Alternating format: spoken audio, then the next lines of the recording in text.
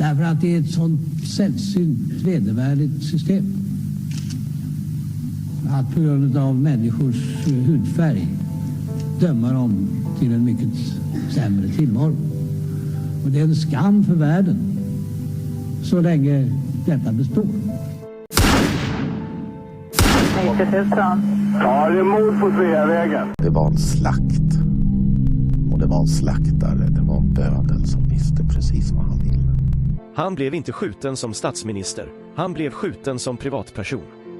Polisen säger att mordet av allt att döma var mycket noga planlagt. Och alla personer med walkie-talkies på varsin sida om Sveavägen som man hörde liksom. Jag trodde att man i mordutredningar alltid gjorde bandade förhör med de väsentliga personerna som har funnits på platsen och som är viktiga. Makalöst ointresse. Och det är klart att man försöker liksom suggerera sig fram till att få ihop bilderna om man var säker på att det var dem, så vill man ju få det att överensstämma med sitt eget vittnesmål. När sanningen om det här kommer fram så kommer det svenska samhället att förändras i grunden. Sydafrika, vilket jag personligen tycker är ett ganska intressant uppslag med tanke på att det är en ganska konkret motivbild. Det pratas mycket om Sydafrika och det är flera personer som har tagit kontakt med oss och haft intressanta synpunkter på det här uppslaget. Fick Craig veta att Palme var nyckelpersonen i att ena sydafrikanska anti-apartheidrörelsen. Det var min tanke och det har jag trott allt sedan dess. I förra delen gick vi igenom i detalj hur svenska representanter såg till att filtrera bort inkommande uppgifter till TRC genom att sköta debriefingen av personer som varit i tjänst, inte semester, på Kreta tillsammans med Craig Williamson. Tiden före paret Palme var där i september 1985. Det var då som Olof blev utnämnd till hedersmedborgare och det firades stort, med dans och fest, vilket man kan se på bilderna från programmet om vännerna på Kreta. Det var också då som Olof fick ett hus av Theo, som Theo ärvt i generationer. Det skapade en mycket viktig kontakt mellan Olof och Theo, som skulle ligga till grund för att Olof under tiden för mordet inte ville synas offentligt med Theo, mer än att träffa honom kort vid reklampelaren utanför Dekorima för att överlämna något. Vi gick även igenom att allt som hade med operationen Hammer, vilket var kodnamnet på mordet på Olof Palme, hamnade under militära operationer för att det skulle gömmas undan.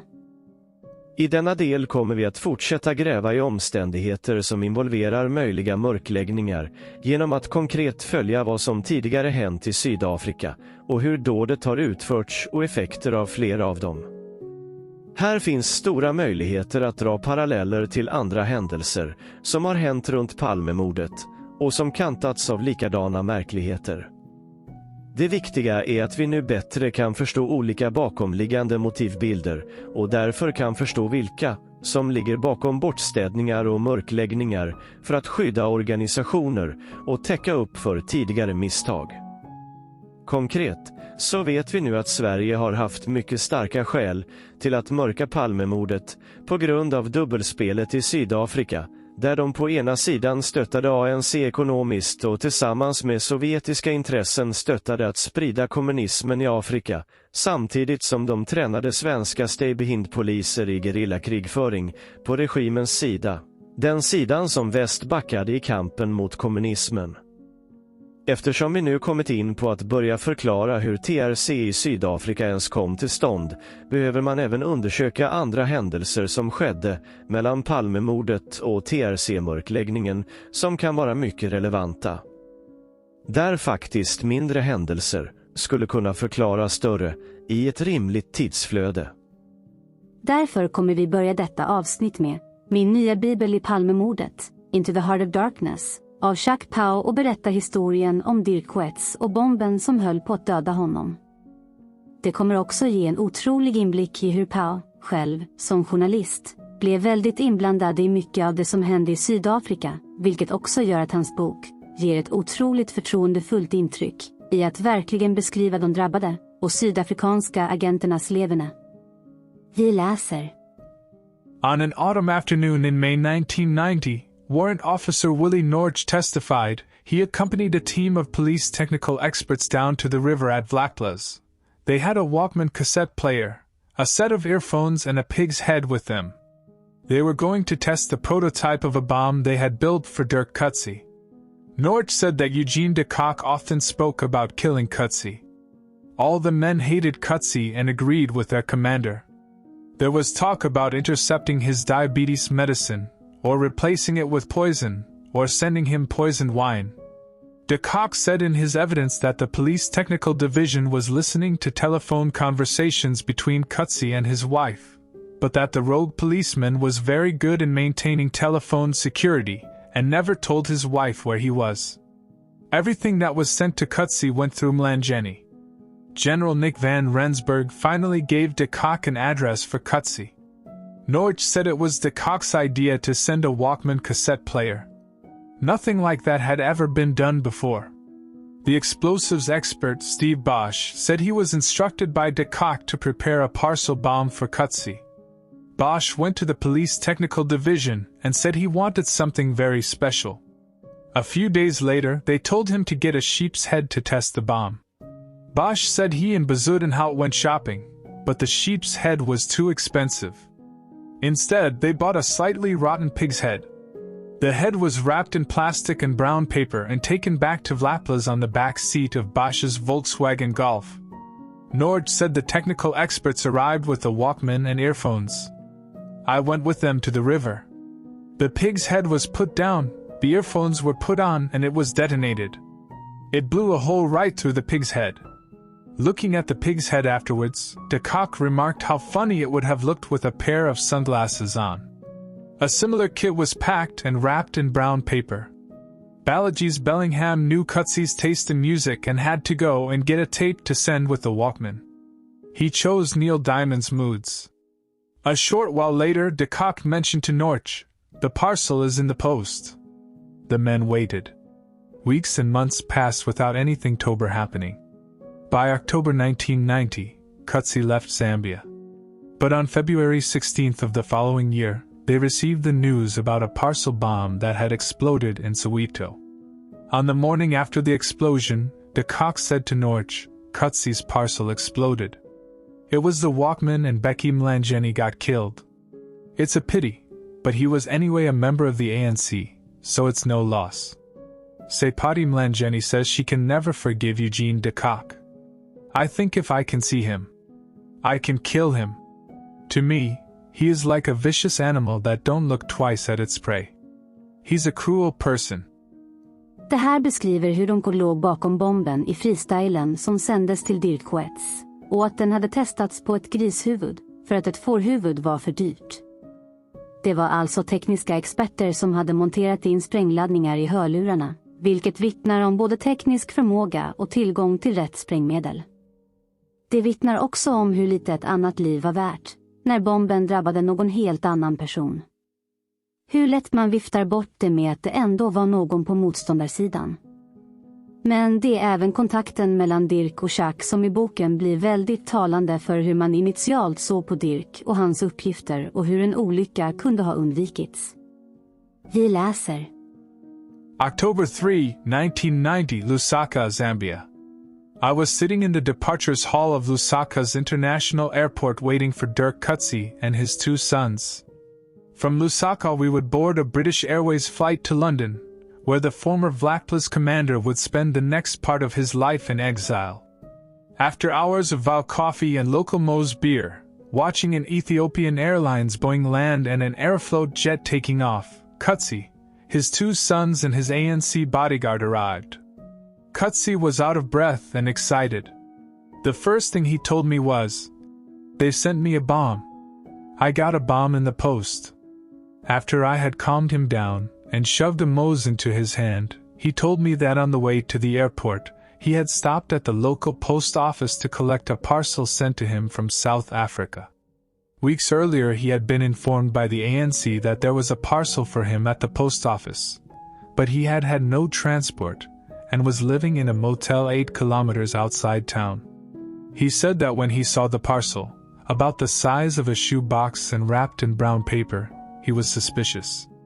He refused to pay the high import duty on the item, and after a heated exchange of words with the post office worker, he stormed out of the building, telling the officials to return the parcel. The name of the sender on the parcel was that of Becky Mlangeni, Cutsy's lawyer in Johannesburg. It says Ori the parcel that Becky Mlangeni sent it to me. Why would Becky send me a parcel without informing me? I think it's a bomb that De Kock and Vlakplaas had posted to me. The parcel is now on its way back to Johannesburg. You must warn Becky. Please, warn him that he mustn't open it. I looked at Cutsy, thinking he was paranoid about his own safety. His paranoia later turned out to be completely justified. I didn't believe him because I thought that if Vlakplaas' men had wanted to kill him, they would have sent an assassin to shoot him. Cutsy also asked his ANC guard, a man by the name of Stanley, to warn Becky. Cutsy's warning never reached Becky. Over the previous year, Becky Mlangeni had been investigating death squads and had been appointed one of Cutsy's lawyers. He was a well-known activist and had been chairperson of the Jabulani branch of the ANC since 1990. Becky was a cheerful, dedicated little man whom I got to know well during our death squad investigations. He also became a good friend of Cutsy's as he had frequently had to fly to Lusaka to interview and question the rogue policeman. One night in December 1990, Becky and I chased Askari Jeff Bosigo right through the night up to the Botswana border. Our first stop was Bosigo's brother's home in Mabatho, but he told us the Askari had left earlier that afternoon. We drove to his parents' liquor store deep in a rural area close to the Botswana border, but his father said he had probably crossed the border. While we were driving through the dusty village looking for the liquor store, Becky had said to me, "Hey man, I hope I survive all this to see where it ends." 2 months later, it ended for Becky in the most brutal way possible. Det är väldigt starkt av Pau att berätta att han visste om paketet och att han blev uppmanad av Coetzee att varna hans advokat, men inte gjorde det. Vi har tidigare berättat om hur freestylen med bomben dödade Dirks advokat framför sin egen son i hemmet. En bomb som var skickad till Dirk hamnade alltså helt fel och dödade någon som den inte var avsedd för. Viktigt att förstå vilka resurser och kunskap som de sydafrikanska agenterna hade för att skicka tekniskt avancerade små bomber i en liten utrustning, men också hur illa det kunde gå. Detta är nämligen ett mönster i flera av de attentat som agenterna ägnade sig åt. Visst är det smidigt att bara skicka ett paket och vara långt ifrån där det händer, men det drabbar ofta andra på ett ödesdigert sätt. Det var helt enkelt dålig kontroll på korrekta effekter, men för sydafrikanerna var det trots allt krig och det gjorde inte så mycket om andra blev drabbade. Vi lyssnar även på vad Pau får höra från Dirk Coetzee om flera bomber. I asked the former policeman to tell me more about Vlakplaas and security police killings. For the first time, Cutsy spoke freely about death squads.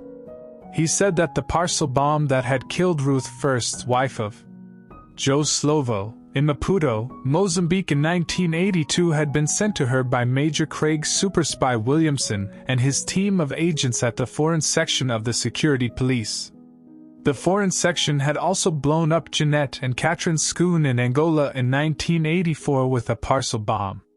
The bomb had been meant for ANC activist Marius Schoon, but he wasn't home at the time and Jeanette opened the parcel with the 8-year-old Catherine sitting next to her.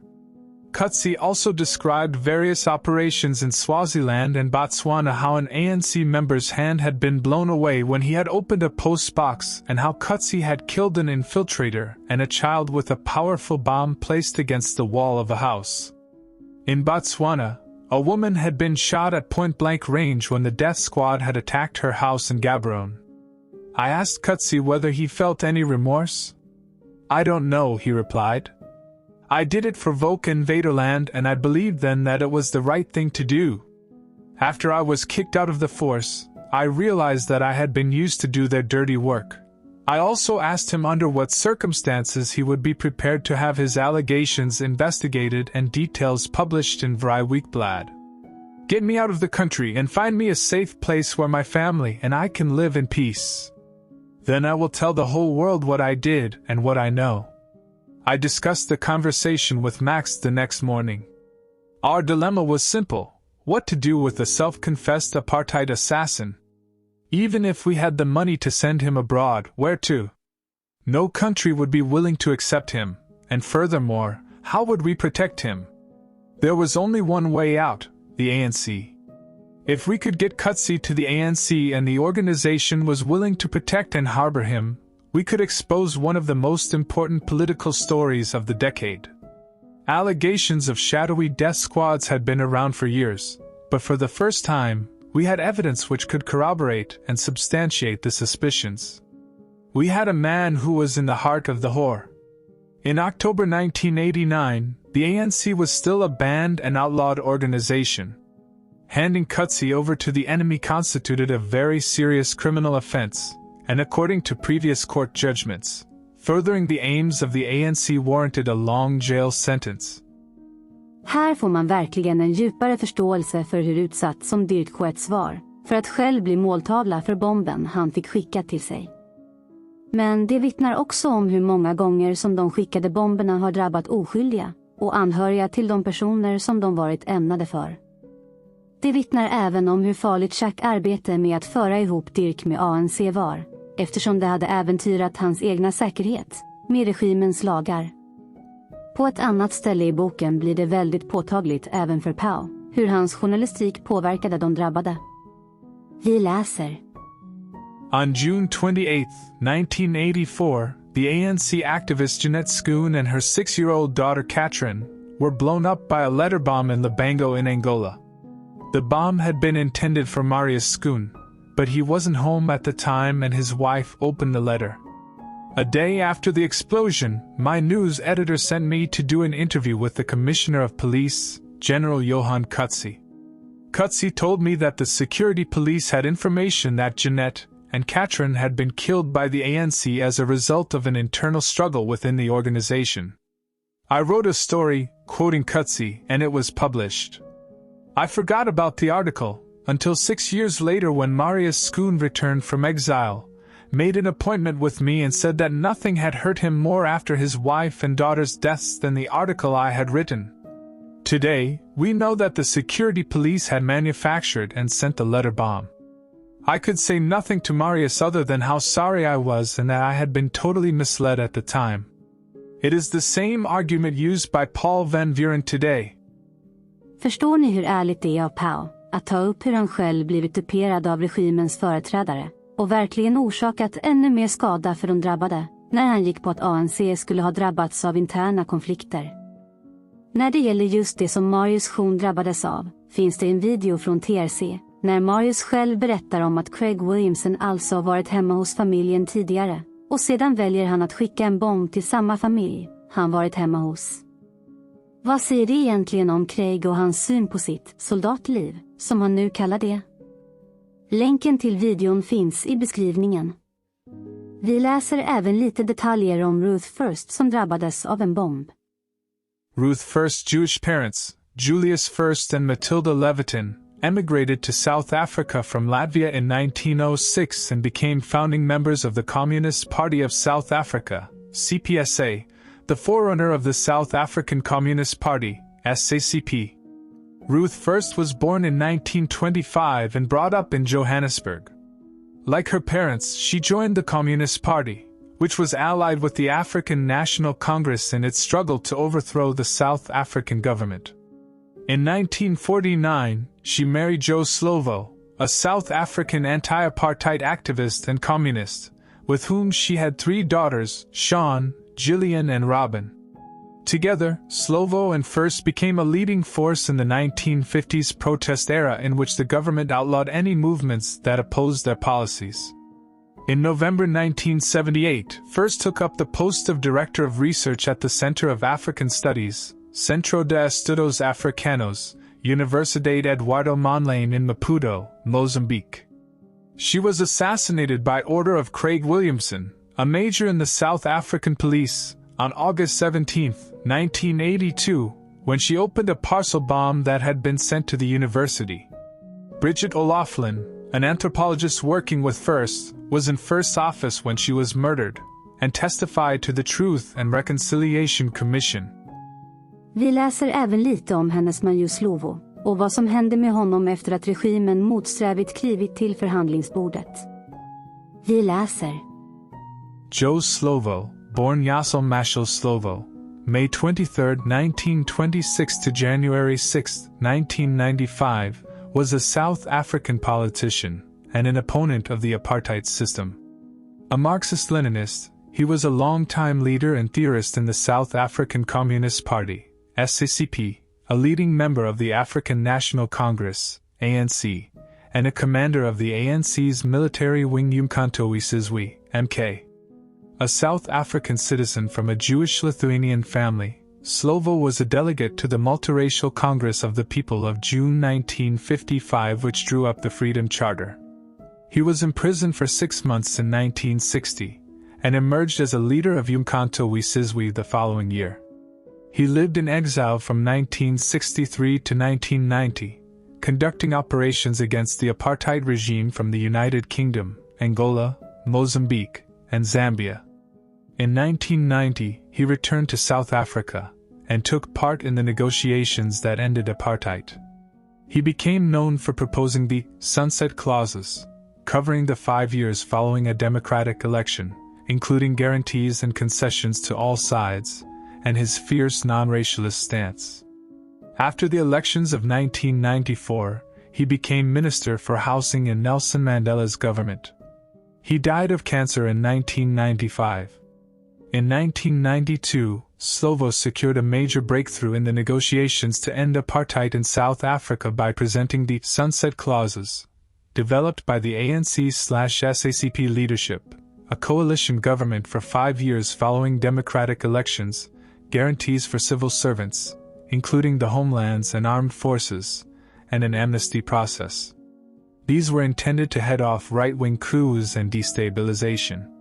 However, Slovo specifically rejected any compromise on full majority rule, and any agreement that constitutionally prevented permanently a new government from effectively intervening to advance the process of redressing the racially accumulated imbalances in all spheres of life. After the elections of 1994, Slovo became Minister for Housing in Nelson Mandela's government, until his death in 1995 of cancer. His funeral was attended by the entire high command of the ANC, and by most of the highest officials in the country, including both Nelson Mandela and Thabo Mbeki, and he was buried in Avalon Cemetery, Soweto, unheard of, for a white South African. 50,000 people, virtually all black, attended the event. Så det blev väldigt tydligt att de personer som drabbats av regimen fick vara delaktiga i saker i TRC. Visst finns det en poäng att Mandela knyter dessa personer omkring sig, men i mångt och mycket är det för att involvera de som redan vet för mycket och skulle kunna berätta saker för andra. Parallellerna med vittnen som tystats ner på Sveavägen på mordkvällen är mycket slående. Men det handlar mycket om att fortsätta att förstå Dirk Coetzes situation och vad den ledde till. Man får aldrig glömma bort hur värdefullt det var för vår del, som vill att sanningen kring Palmemordet ska komma fram, att Dirk hjälpte Boris Ersson i sitt nyfikna frågande nere i Sydafrika 1994. Hans insats att koppla ihop Boris med en livrädd Rian Stander är helt avgörande för vad vi nu vet om faktiska detaljer från Sveavägen på mordkvällen. För en person som fördjupat sig i Boris resor till Sydafrika och all information som han kom hem med som kom direkt från Dirk Coetzes och Rian Stander, och den otroligt viktiga boken som har skrivit om de verkliga våldsamma personerna och deras liv i regimens tjänst i Sydafrika, så går det faktiskt känna en stor sympati för hur de blev lämnade i sticket av regimen, när allt väl lyftes upp till ytan. Jag tror det är minst lika viktigt att verkligen lyfta fram deras öden, för att aldrig glömma bort det ansvaret som fotfolket har för att dras med och hjärntvättas av en ideologi och maktfullkomligt styre. Och det finns även många paralleller här att dra till just den politiska polarisering som nu är så aktuell i vårt land, när man försöker skriva om historien, i tidigare avsiktliga politiska hållningar, som något som varit något helt annat. Här tycker jag det fångas väldigt bra i boken, när Pa själv får berätta. I am often asked by people, how come you already knew so much in 1989 and 1990 and most of what you wrote then has turned out to be true, My answer is always short and simple. Dirk Coetzee told the truth, he never lied. And he didn't only confess about his own atrocities, but he already said in 1989 that his former friend and colleague Craig Williamson had sent the parcel bombs which killed Ruth First in 1982 and Catherine and Jeanette Schoon in 1984. He told us how his security police colleagues in the Eastern Cape had kidnapped and killed student leader Siphiwe Mthimkhulu in 1982 after they had failed to poison him. He told us how the security police had sent explosives in the South African diplomatic bag to London to blow up the ANC headquarters in the British capital. Lvi. And Becky Mlangeni was blown up with the Walkman bomb in 1991. Coetzee told us from exile in London that the security police had a bomb factory in Pretoria where explosive devices were manufactured. Most people didn't believe him, until people like Craig Williamson confessed. Eugene de Kock was convicted and the former Minister of Law and Order, a former Commissioner of Police and security policeman applied for amnesty at the TRC. I can never be an apologist for Dirk Coetzee and understand the anger of his victims against him, but I reject the animosity of his fellow Afrikaners. They probably despise him for confronting them with something they never wanted to know, see or hear. He reminded them that they grew fat on the bones and souls of the Griffiths, Mzenges and Sizwe Condyles of this world. Så, hur gick det egentligen med den arrangerade sannings- och försoningskommissionens möjligheter att straffa de skyldiga? Vad tyckte de som drabbades, och deras anhöriga? En del i boken beskriver det bra. Vi läser. In an interview afterwards, Condyle said, "It is easy for Nelson, Mandela and Desmond Tutu to forgive. They lead vindicated lives. In my life nothing, not a single thing has changed since my son was burnt by barbarians. Nothing. Therefore, I cannot forgive." Gillian Slovo's search for her mother's killers led her to one of Johannesburg's industrial areas, where she confronted a man who must have been all of 20 stone. His head looked tiny, perched as it was on top of all that fat. He was Craig Williamson, who has asked for amnesty for blowing up her mother, Ruth First, with a parcel bomb in 1982. "I was in the loop that killed your mother," he said. Loop? What was he talking about? A baton race? A high-tech circuit? Or a group of men sitting in Pretoria's walkthroughs working out ways to rid themselves of Ruth? I was seized by anger. Perhaps stabbing would have been easier than sitting and listening to this bully's bloodless tale of murder. Those other qualities that I'd been searching for, regret, repentance, or conscience, had been conspicuously absent. Maria Schoon, whose wife and 8-year-old child were blown up by Williamson in 1984, feels the same. If I were in the same space as that man, I wouldn't be able to stop myself from stabbing him. I would like to see him in the sight of an AK. Det tragiska är att Coetzee fick betala ett otroligt högt pris för allt det han gick igenom. Man kan bara utgå ifrån att de mörkläggande parterna i Sydafrika, väst och Sverige inte alls ville att sanningen skulle komma fram. Man visste såklart att Dirk via uppgifterna från Rian Stander var en person som man aktade sig för att stöta sig med i onödan. Speciellt som hans uppgifter redan var så trovärdiga och bidragit med så mycket i vad man nog numera får kalla skenrättegången i Sydafrika. Så hur gick det då för Dirk efter allt, i Shakpaus ord? Today Dirk Coetzee, his wife Karen, their 2 sons and 12 dogs live in a barricaded and fortress-like house in a middle-class Pretoria suburb. From their front garden you can see the presidency, perched high on the Soutpansberg, which President Nelson Mandela and his colleagues have occupied since May RGG. There are double sets of burglar bars at the windows and iron gates at the doors. De Kock sleeps with his Glock pistol, cocked and ready, next to him on the bedside table. His son Dirkie also has a pistol and always keeps it cocked and ready. When Coetzee goes to the bathroom, he takes his pistol with him. When he drives into town, he keeps his Glock cocked and ready on the seat between his legs. Very much like Eugene de Kock used to do when he was still a free man. But now he is in jail, and who is Coetzee afraid of? Some Afrikaners hate me and would like to kill me, and there's still too many old Vlakpless people around. And then there's the family of Griffiths Mzenge, who have threatened to do something if there is not justice. Since his return to South Africa at the middle of 1993, Coetzee has become lonely and isolated. He hardly has any contact with members of his family and does not attend weddings or funerals. Dirk Coetzee has become one of the most interviewed people in post-apartheid South Africa and has turned into something of a confessional junkie, telling his tale to anyone who cares to listen. In 1990, he became an atheist and tore up his Sunday school certificate he had received when he became a member of the Dutch Reformed Church. It anyway looked like a smarter box. Coetzee's biggest disappointment has been with the ANC. Instead of appointing him as a high-ranking policeman, the organization found him a job in the National Intelligence Agency, NI, where he works on the counterinsurgency and terrorism desk. NI has become a haven for killer policemen, and not long after Coetzee started working there, he was joined by Willie Norch and Brood van Heerden. If there is one thing Coetzee can never be, it is a spy. Everybody recognizes him, and he simply talks too much. His desk, he says, is clean and bare, except for a few newspapers lying on it. He has been sent on only one mission to investigate a former SADF officer suspected of smuggling arms, but the project was soon aborted.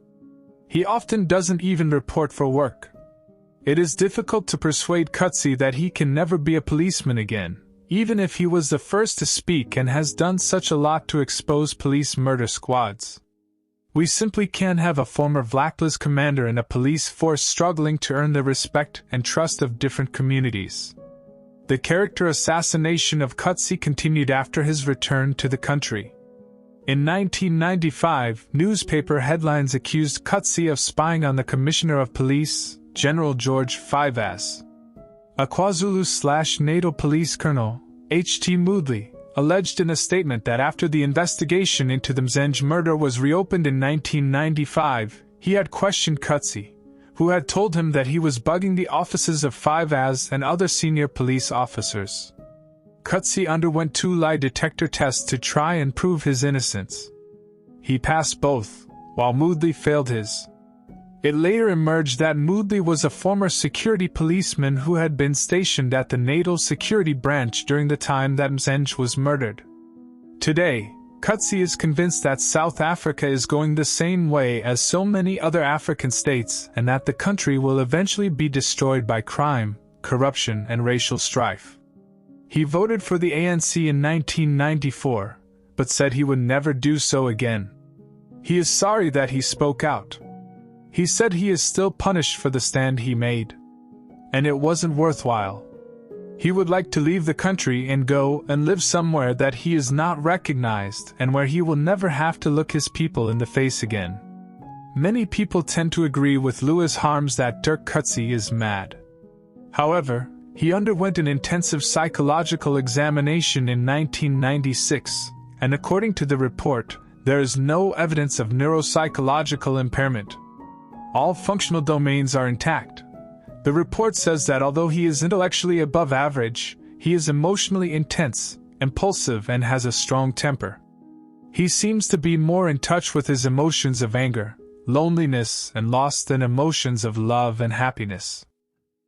Coetzee has on numerous occasions told the families of his victims how sorry he is for what he has done. But forgiveness has not been forthcoming. In 1995, he came face to face with Dr. Churchill Mzenge, brother of the slain Griffiths Mzenge. The meeting was recorded by British television. Coetzee, can I first say, I really feel very sorry and would just like to apologize for the grief and sorrow that I have created as a result of my deeds. Mzenge, I don't understand why a person like you is walking the streets of South Africa. It does not make sense. Dirk Coetzee is not supposed to be where he is today. He should be behind bars. Coetzee, I understand your point of view, Dr. Mzenge. Mzenge, we will only be happy about this whole saga when justice is seen to be done. By that I mean we would like to see you arrested, charged, and sentenced for what you did. You are a free man now. On talk shows, you are a hero. Coetzee, I don't think, doctor, that we must see me as a hero. Mzenj, you are a hero. I am sorry to say that you have become a folk hero, and that is an insult to us. Kutsi, I think it is a question of fellow South Africans appreciating the openness, and at least someone that could stand up against the system and expose the system. Mzenj, oh come on, I don't buy that. I think we should stop this interview. I think we have had enough. The mother of Sizwe Kondile, Charity Kondile, also finds it impossible to forgive Kutsi. Her son faced a bright future. He had just completed his law studies and fathered his firstborn. She searched for 9 years for Sizwe, until she heard how the security policemen had gorged themselves on brandy, rum and meat next to the burning body of her son. In 1996, she went back to the spot where the ashes of her son had been scattered in the Komati River. As we were nearing that place, I broke down. When we got there, I saluted Sizwe. There were flowers growing next to that place, so I took a stone and put it there and prayed that his soul must rest in peace. I washed my hands and left. In May 1997, Dirk Johannes Kutsi stood up in the Durban Supreme Court and was convicted of the murder of Griffiths Mzenj. Aman Nofemela and David Thikalanga were also found guilty of the murder. More than 7 years after the rogue policeman went into exile to tell the world that the apartheid state was committing murder, he was convicted of murder himself. The whole process was a scurrilous indictment of the judicial process and a blatant disregard of the contribution of Kutsi had made in bringing South Africa closer to the truth by exposing the death squads. When he left South Africa in November 1989, he was called a mad, lying and revengeful policeman. One of those who called him a liar was Orange Free State Attorney General and Harms Commission official Tim McNally. 7 years on, McNally, now the KwaZulu/Natal Attorney General, decided to prosecute Kutsi.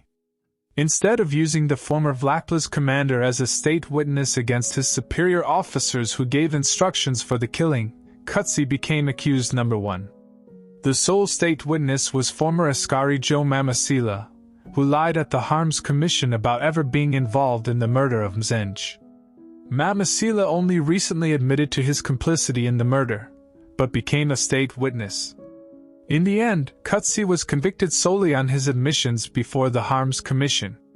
He never tried to deny his guilt.